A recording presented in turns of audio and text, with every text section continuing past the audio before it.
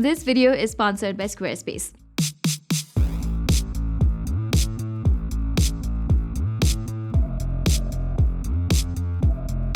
Xiaomi is absolutely killing the tablet market. A few months ago, we saw the Xiaomi Pad 5, which is one of my favorite mid-range tablets for 2022. And recently, they launched this tablet, the Redmi Pad, which I think is the perfect budget tablet at the moment. The company has struck a fine balance here with affordability, usability, and features, making the Redmi Pad the new best budget tablet in the market. And because of this, Xiaomi is launching this thing in almost all the markets, including Southeast Asia and even Europe. I personally got myself the 128GB variant for some 18,000 rupees in India, which I think offers the best value. There is also the 128GB variant for those who want extra RAM for 2,000 rupees more. But I suggest you not to get the base 364GB variant because it skips even some basic features like split screen and floating window. And the company has been really sneaky about it, only mentioning it deep down the product page. Anyway, like I said in my tablet buy guide video, the thing that impressed me about the Redmi Pad was its software, which honestly was a major surprise for me.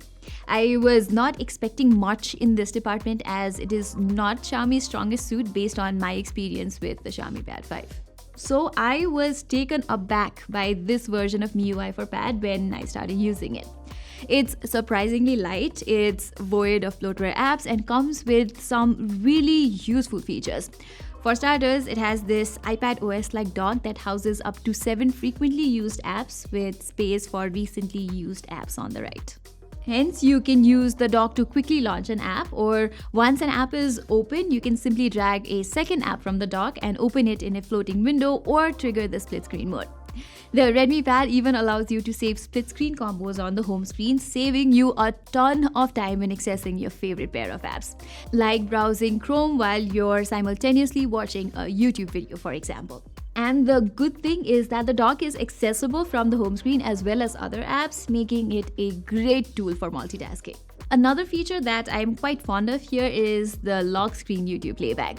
It's not as flexible as the background stream that we saw on Oppo Pad Air, but it's useful nonetheless. Okay, while I could go on and on about Redmi Pad software, the point is that Xiaomi is certainly on the right track with this edition of MIUI for Pad, building useful features on top of a clean UI. The company has even promised 3 years of security and 2 generations of Android updates here. In future editions though, I would love to see Xiaomi add an option to change this style of control center since it does not make sense in a tablet. I would have also liked if there was a sidebar of some sort with shortcuts like screenshots and screen recording baked in. Another aspect where the Redmi Pad does a better job than the competition is the design. While most budget tablets sport a plastic metal hybrid build quality, Redmi has gone with an all-metal body that feels sturdy and fairly premium too. Likewise, the matte finish on the back also helps conceal fingerprints. Over on the front, you get a 90Hz display, which is a first in the budget segment. And hence, a Redmi Pad feels smoother than any of its competition. That's especially noticeable when switching between landscape and portrait modes. What's even better is that the tablet knows when to switch back to 60Hz to save battery. Other than that, its 10.6 inches LCD screen is pretty standard these days. There's also Wideband L1 certification, which means you can stream movies and shows at high resolution on OTT platforms.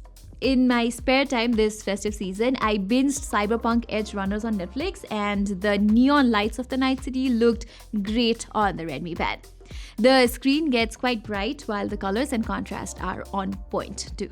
And it's paired with powerful quad speakers which sound enjoyable when watching movies and such. I do wish it was a bit louder though. The audio quality is also kind of flat by default, but you can tweak it a little by using the Dolby Atmos equalizer.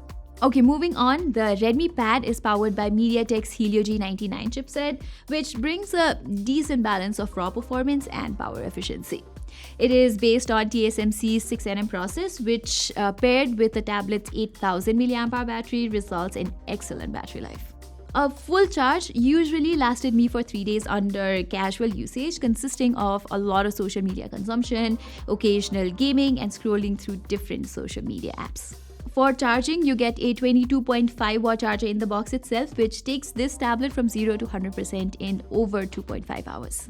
As for the performance, I was able to get fairly playable experience on most games by adjusting the settings a little. For instance, PUBG Mobile runs stable at 40 FPS on smooth graphics and ultra frame rates. But since Redmi Pad does not have a gyro sensor, it might feel somewhat restrictive to those who are used to using it. Likewise, you can also enjoy stable 60 FPS gameplay on Mobile Legends with graphics and frame rates both set to high. I also tried some higher refresh rate games here, like Alto's Odyssey runs at 90 FPS, while there are noticeable frame drops in comparatively demanding titles like Black Ops and Mech Arena. Okay, that aside, the Helio G99 is powerful enough to handle your day-to-day usage and light multitasking. You will have no problem reading ebooks, writing emails, and attending online classes with this thing.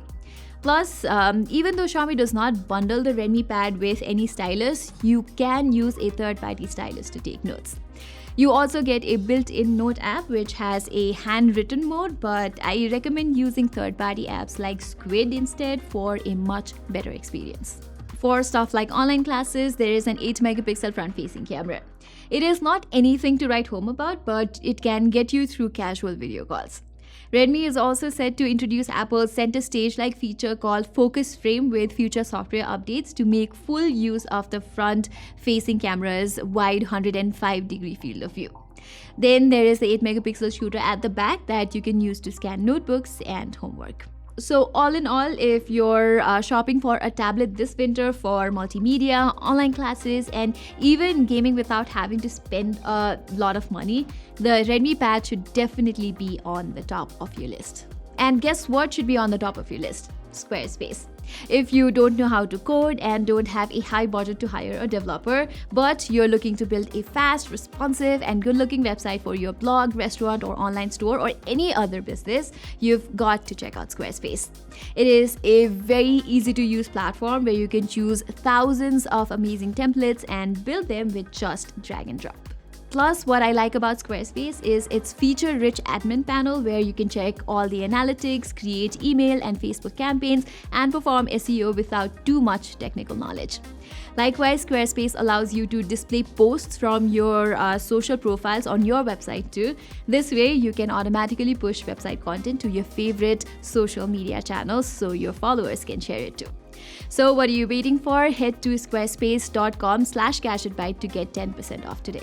So guys, that was all for the much requested Redmi Pad review. If you like this video, don't forget to give it a thumbs up, and while you're there, don't forget to support our channel by subscribing. Till then, I'm Pratima and thank you so much for watching.